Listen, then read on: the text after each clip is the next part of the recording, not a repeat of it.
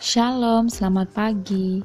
Video ini berisi tentang pembahasan materi beserta latihan-latihan soal Bupena 5C, tema 7, subtema 1, pembelajaran 3 sampai dengan 4.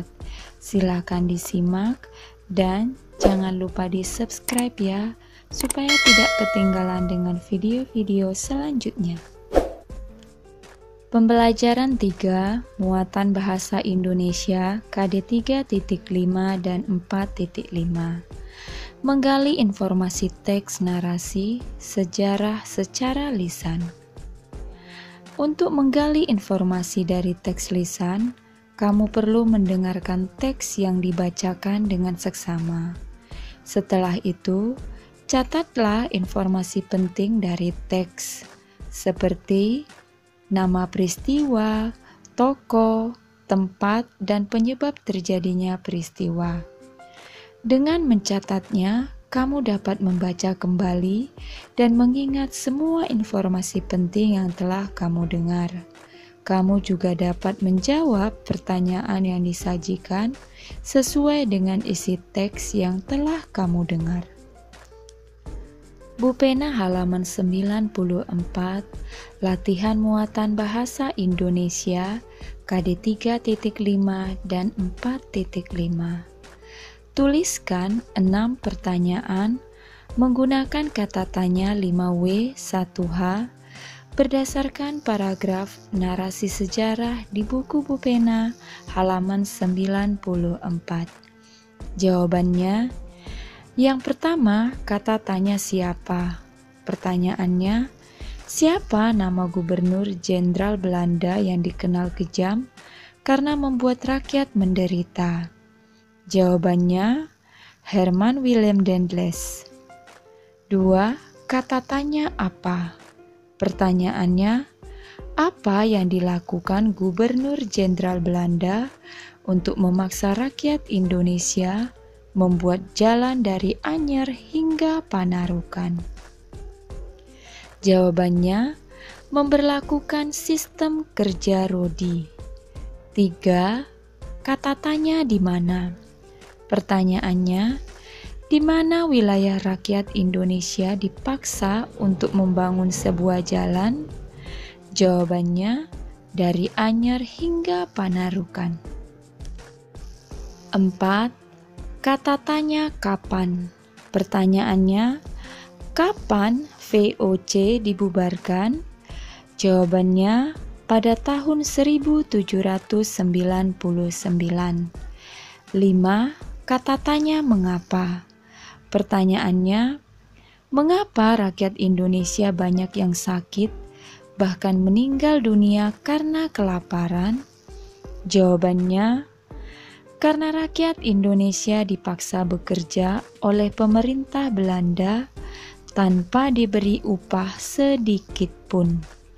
6. Kata tanya bagaimana? Pertanyaannya, bagaimana cara Gubernur Belanda memaksa rakyat Indonesia untuk bekerja? Jawabannya, Gubernur Jenderal Belanda memberlakukan sistem kerja rodi bagi seluruh rakyat Indonesia. Muatan IPS KD 3.4 dan 4.4. Perlawanan bangsa Indonesia terhadap penjajah. Berikut beberapa perlawanan yang dilakukan rakyat Indonesia. Yang pertama, perjuangan rakyat Maluku. Tahun 1533, Sultan Ternate menyerukan perlawanan untuk mengusir bangsa Portugis yang berkhianat kepada kerajaan Ternate dengan memonopoli rempah-rempah. Perlawanan kedua terjadi pada tahun 1570. Perlawanan tersebut dipimpin oleh Sultan Ba'abullah disebabkan oleh tewasnya Sultan Kairun. Portugis menyerah dan meninggalkan Maluku pada tahun 1575. 2. Perjuangan rakyat Sumatera. Di Aceh, perlawanan dipimpin oleh Teuku Cik Ditiro, Panglima Polim, Teuku Umar, dan Cuk Nyadin. Rakyat Aceh menggunakan taktik perang gerilya, yaitu memasuki hutan agar tidak mudah ditangkap.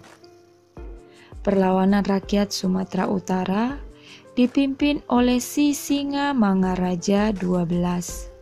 Penyebabnya adalah Belanda ingin menguasai Tapanuli. Di Sumatera Barat, perlawanan dipimpin oleh Tuanku Imam Bonjol. Penyebabnya adalah politik adu domba Belanda terhadap kaum adat dan kaum padri. 3.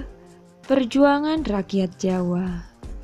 Di Pulau Jawa, Pangeran Diponegoro memimpin perlawanan terhadap Belanda. Perang terjadi karena Belanda memasang patok jalan di atas tanah makam leluhur Pangeran Diponegoro tanpa izin. Belanda berhasil menangkap Pangeran Diponegoro dengan berpura-pura mengajak berunding. Saat berunding, Pangeran Diponegoro ditangkap dan diasingkan ke Manado pada tahun 1830. 4. Perjuangan rakyat Bali. Sikap Belanda yang melanggar hukum tawan karang menjadi penyebab perlawanan rakyat Bali. Perlawanan dipimpin oleh I Gusti Ketut Jelantik di sekitar benteng Jagaraga sehingga disebut Perang Puputan Jagaraga yang terjadi antara tahun 1846 sampai dengan 1849. Perlawanan berakhir ketika Belanda dapat menguasai benteng Jagaraga. 5. Perjuangan rakyat Kalimantan Selatan. Pangeran Antasari memimpin perlawanan rakyat Kalimantan Selatan. Penyebab perlawanan adalah sikap Belanda yang berusaha menguasai kerajaan Banjar. Belanda juga memonopoli perdagangan dan mencampuri urusan kerajaan. Bupena halaman 96, latihan muatan IPS KD 3.4 dan 4.4. 1. Taktik perang apa yang digunakan para pahlawan Aceh melawan Belanda? Jawabannya, taktik perang gerilya. 2. Bagaimana upaya Belanda menaklukkan rakyat Aceh? Jelaskan. Jawabannya, pada tanggal 26 Maret 1873, Belanda menyatakan perang kepada Aceh dan mulai melepaskan tembakan meriam ke daratan Aceh dari kapal perang Citadel van Antwerpen pada 5 April 1873. Belanda mendarat di pantai Ceureumen di bawah pimpinan Johan Harmen Rudolf Kohler dan langsung bisa menguasai Masjid Raya Baitur Rahman. Kohler pada saat itu membawa 3.198 tentara, sebanyak 168 di antaranya para perwira. 3. Perang yang dipimpin Pangeran Diponegoro merupakan salah satu perang besar di Indonesia.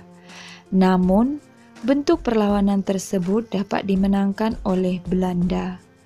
Menurutmu, apa penyebab perlawanan rakyat Jawa dapat dikalahkan oleh Belanda? Jelaskan pendapatmu.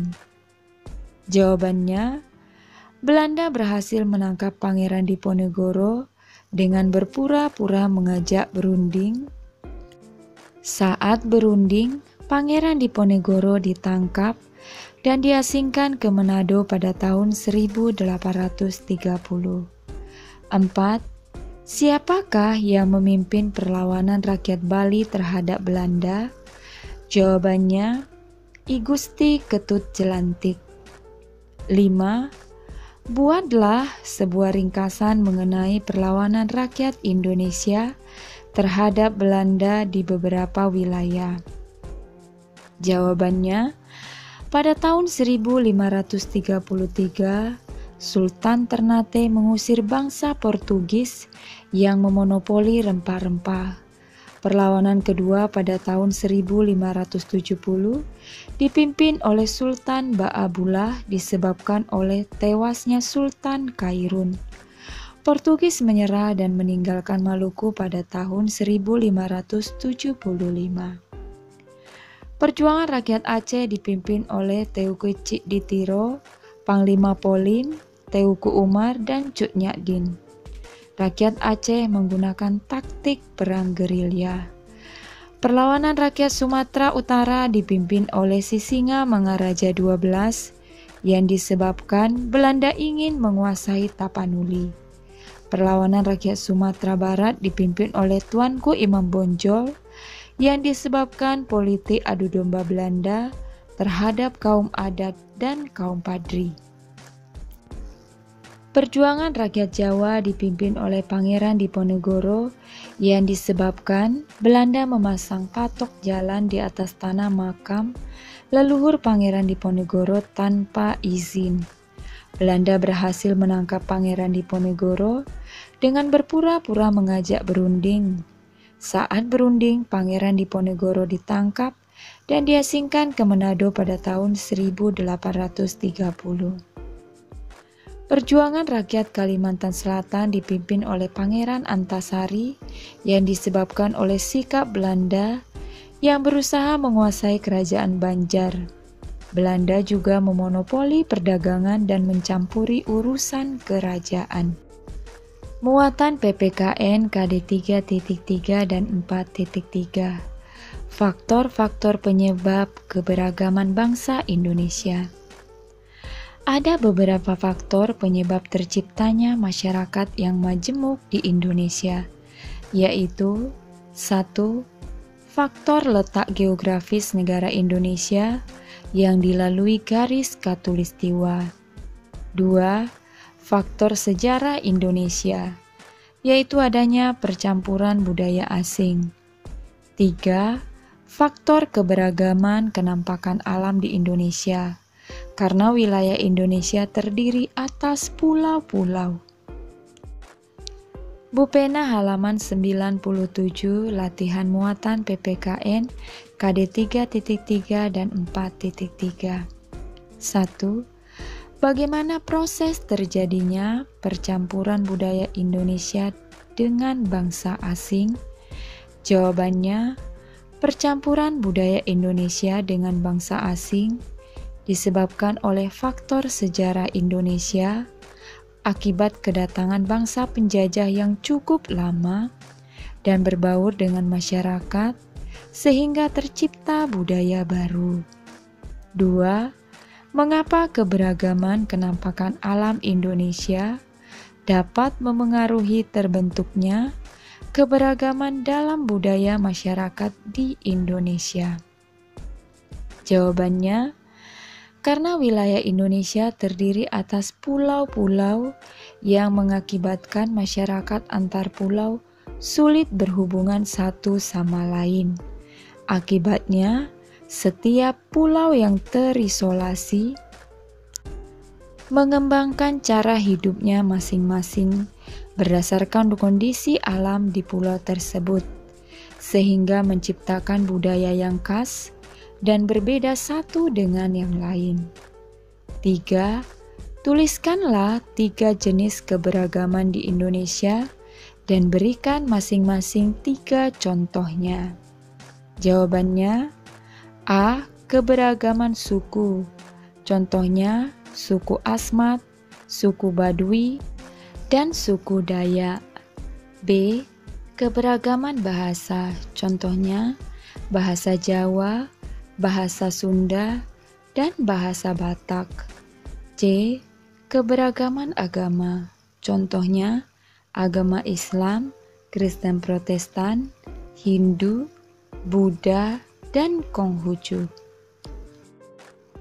Pembelajaran 4 muatan IPS KD 3.4 dan 4.4.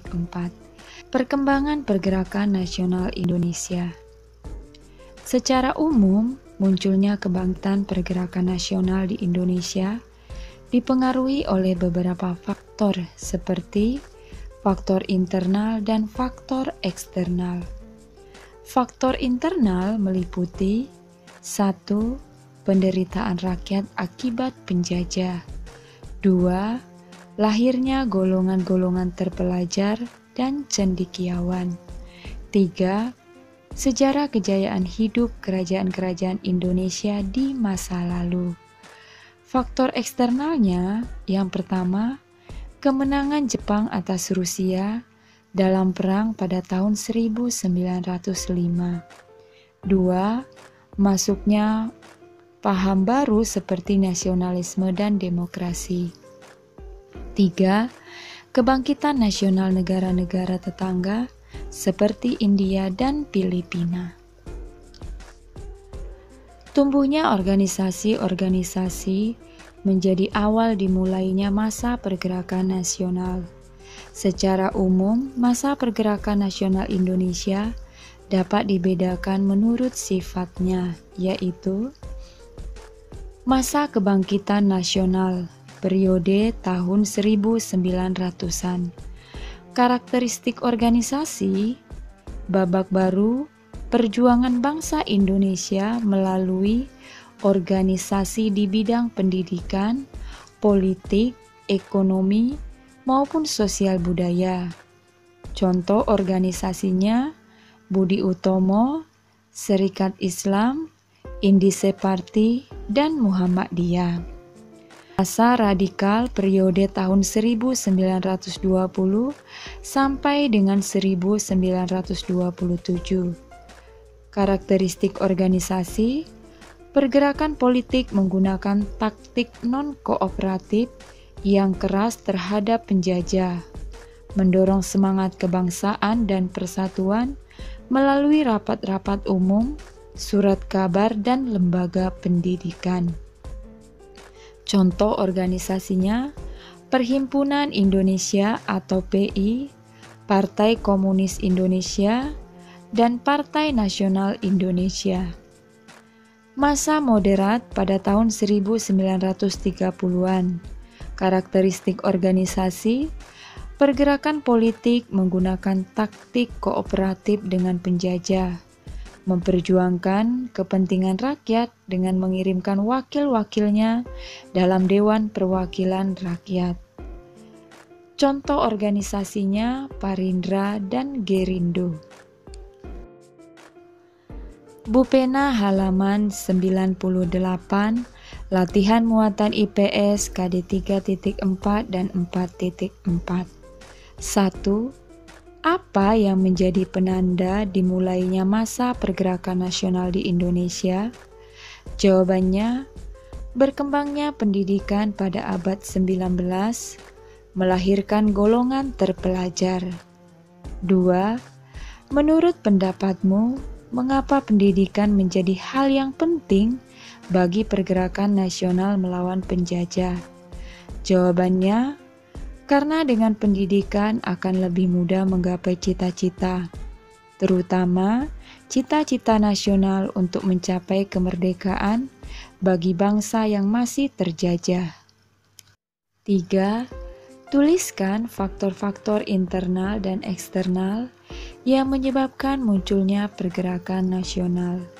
Jawabannya, faktor internal: A. Penderitaan rakyat akibat penjajah. B. Lahirnya golongan-golongan terpelajar dan cendekiawan. C. Sejarah kejayaan hidup kerajaan-kerajaan Indonesia di masa lalu. Faktor eksternalnya meliputi A. Kemenangan Jepang atas Rusia dalam perang pada tahun 1905. B. Masuknya paham baru seperti nasionalisme dan demokrasi. C. Kebangkitan nasional negara-negara tetangga seperti India dan Filipina. Muatan bahasa Indonesia KD 3.5 dan 4.5 membuat pertanyaan teks narasi. Kita dapat menggali informasi teks narasi sejarah dengan membuat pertanyaan yang berkaitan dengan isi teks tersebut. Pertanyaan teks yang baik dibuat menggunakan kata tanya 5W1H. Masih ingatkah kamu apa saja kata tanya tersebut dan fungsinya? Ayo ingat kembali kata tanya 5W1H yang terdiri atas kata tanya apa, siapa, kapan, di mana, mengapa, dan bagaimana. Bu Pena halaman 99, latihan muatan bahasa Indonesia KD 3.5 dan 4.5. 1. Temukanlah kosakata baku dari teks di buku Bu Pena halaman 99. Tuliskan artinya berdasarkan Kamus Besar Bahasa Indonesia atau KBBI. Jawabannya A. Kongres. Artinya, pertemuan besar para wakil organisasi, politik, sosial, profesi untuk mendiskusikan dan mengambil keputusan mengenai berbagai masalah, muktamar, rapat besar. B. Pemuda artinya orang yang masih muda atau orang muda atau taruna. C. Cita-cita artinya keinginan atau kehendak yang selalu ada di dalam pikiran. 2. Buatlah pertanyaan menggunakan kata tanya 5W1H berdasarkan teks di buku Bu Pena halaman 99. Jawabannya A. Kata tanya apa? Apa yang dilakukan para pemuda Indonesia setelah Kongres Pemuda 1? B. Kata tanya siapa? Siapa ketua penyelenggara Kongres Pemuda 2? C. Kata tanya kapan? Kapan Kongres Pemuda 2 dilaksanakan? D. Kata tanya di mana? Di mana tempat diadakan Kongres Pemuda 2? E. Kata tanya mengapa? Mengapa hasil Kongres Pemuda 2 menghasilkan rumusan Sumpah Pemuda? F. Kata tanya bagaimana? Bagaimana hasil dari ketiga persidangan dalam Kongres Pemuda 2? Muatan PPKN KD 3.3 dan 4.3 memaknai keberagaman sebagai identitas bangsa Indonesia. Semangat persatuan para pejuang diwujudkan pada Kongres Pemuda 2 pada tanggal 27 sampai dengan 28 Oktober tahun 1928. Kongres Pemuda 2 merupakan lanjutan dari Kongres Pemuda 1. Kongres Pemuda 2 menghasilkan sebuah sumpah persatuan, yaitu Sumpah Pemuda. Isi dari Sumpah Pemuda, pertama, kami putra-putri Indonesia mengaku bertumpah darah yang satu, tanah air Indonesia. Kedua, kami putra-putri Indonesia mengaku berbangsa yang satu, bangsa Indonesia. Ketiga, kami putra-putri Indonesia menjunjung bahasa persatuan, bahasa Indonesia. Bu Pena halaman 100, latihan muatan PPKN KD 3.3 dan 4.3. 1. Apa peranan Sumpah Pemuda dalam mempersatukan para pemuda Indonesia? Jawabannya, Sumpah Pemuda mengikat seluruh pemuda Indonesia untuk bersatu dalam 3 ikrar. 2. Jika semangat bersatu kurang dimiliki oleh bangsa Indonesia, apakah kemerdekaan akan terjadi? Jelaskan pendapatmu. Jawabannya tidak, karena kemerdekaan dapat kita raih ketika seluruh bangsa Indonesia bersatu.